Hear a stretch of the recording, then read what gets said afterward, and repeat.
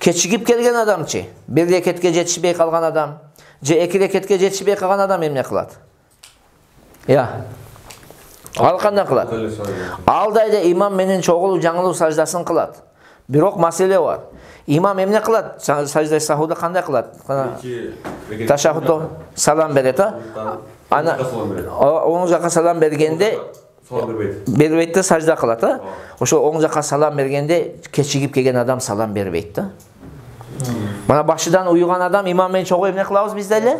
Салам беребиз. Бирок бир рекет, эки рекетке кечигип келген адам имам менен чогуу салам бербейт. Саждага барат, саждага чогуу жыгылат. Эгер салам берсе, билип туруп калган рекеттери бар, салам берсе намазы бузулат. Түшүнүктүүбү сөз?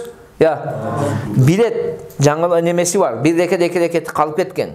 Анан имам сажда сабак кылганда ассаламу алейкум десе, бул дайда чогуу ассаламу алейкум десе, бул не болуп эсептелет? Вассаламу амдан болот. Биз атайын салам берүүдө намазда атайын билип туруп салам берсең намаз эмне болот дедик өткөндө?